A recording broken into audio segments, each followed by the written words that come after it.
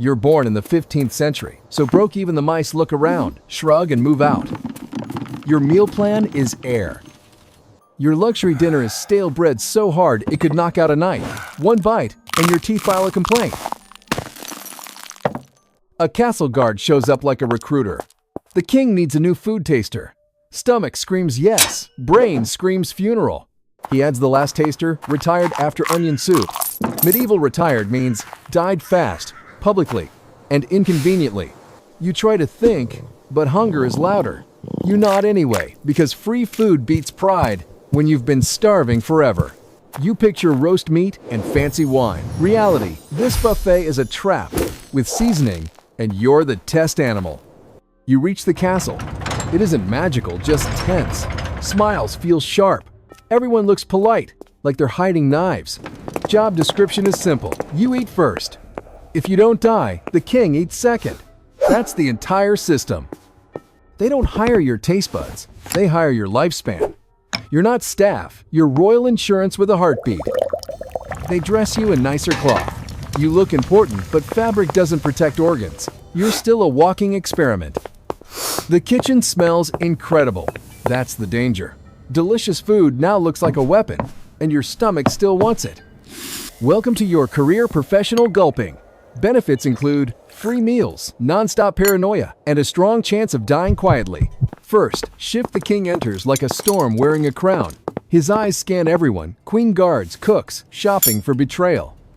He trusts nobody. Poison is the premium shortcut to a new ruler. No war, no speeches, just one special soup. Musicians play cheerful tunes, but the room feels frozen. It's a party on the surface, panic underneath every smile.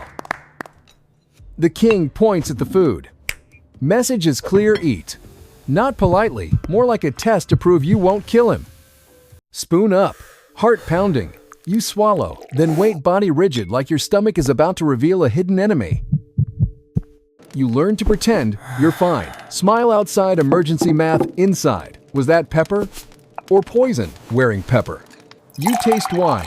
Every sip feels like a gamble. The king watches you like a scientist watching a lab rat blink. Waiting is torture. Seconds stretch forever. You sit perfectly still, listening to your heartbeat like it's a verdict. You don't collapse. The king finally eats. Your reward is simple. You survive today and repeat tomorrow. Nights are worse. Every stomach noise sounds suspicious. You wake, sweating, convinced poison is buffering, ready to load. You start reading faces, nervous cooks, bored guards, calm nobles. In a palace.com, people are hiding something. Palace politics. Everyone wants power. Nobody wants blood on their hands. Poison stays clean. You become the messy part. Your job expands. Soups, sauces, desserts, snacks. If the king's mouth touches it, your mouth tests it first.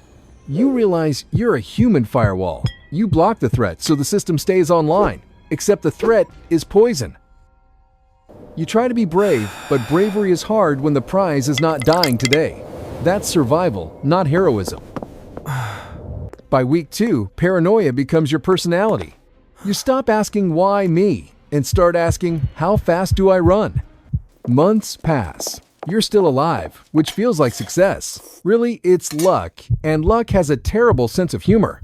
You train your senses, smell, color, steam, texture. If something looks too perfect, it's probably trying to kill you politely. Problem is, poison evolves. Some toxins don't drop you instantly. They squat inside you, stacking interest, like bad debt. Your day starts at dawn. You're not eating breakfast, you're testing an assassination attempt before the king even yawns. The king wants a midnight snack. Guess who's awake first? You with a candle tasting cheese like a live grenade. You don't get breaks. You get waiting periods. Taste, sit, listen to your heartbeat, and pray your organs don't protest.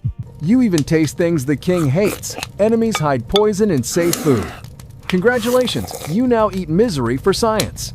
Humiliation upgrade, you test the king's mouth rinse. Yes, mouth rinse. You're officially the most expensive toothbrush in history. People avoid you. If you die near them, they become suspects. You're contagious, not with sickness, just with blame. You live inside luxury, yet you're alone. Nobles get parties. The king gets power. You get a spoon and a countdown. Your body starts protesting. Too much rich food, too much sugar, too much wine. Your stomach works triple shifts, no overtime.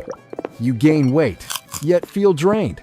You eat constantly, but anxiety turns every bite into fear with a fancy garnish.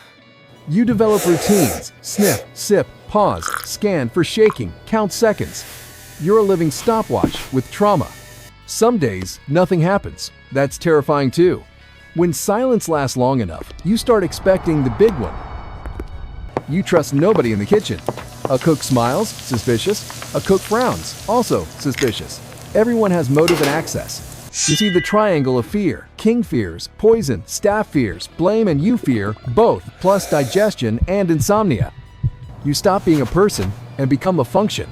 Like a fork, like a napkin. Only you can scream. Nobody cares. You think of quitting. Then you remember home dirt, hunger, stale bread, palace danger beats, slow poverty death. So you keep showing up tasting smiling, because the only thing scarier than poison is being powerless again. That's the trap. Survival becomes your identity. You're not living. You're successfully avoiding death, one royal bite at a time. Winter night. The hall is warm, the king is hungry, and roasted chicken with honey arrives, looking perfect, too perfect. The king rushes you. Kings hate delay. You hate dying. You pick the lesser evil and taste first, because you must. You bite the chicken. It's incredible. That's your second mistake. Your first mistake was accepting this job at all. 5 minutes later, your head spins. Your throat burns. Vision blurs. Your body starts screaming in a language nobody translates. You look at the king. For the first time, you see real fear in his eyes. Fear that he almost ate that bite. Guards rush in. They don't carry you to a doctor. They drag you away like evidence, because you're a clue.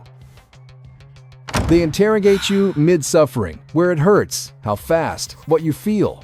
You're dying and they're doing paperwork. They throw you into a cold stone room. No medicine, no comfort, just shivering, vomiting, and the palace hunting suspects. The king arrests half the kitchen. Everyone screams innocence. You can barely breathe and nobody's priority is saving you. Time crawls. Pain surges. You realize the truth. You're disposable. Your life is a tool, not a story. Somehow you survive. Youth helps. Luck helps. And your stomach has been training for years in the worst gym possible. Days later, you stand again. You find a mirror. Half your hair is white now. Congrats, your body aged fast. Do you get freedom rest? No. You get a bag of gold and a new plate, waiting like nothing happened. The king thanks you briefly, then points at the next dish.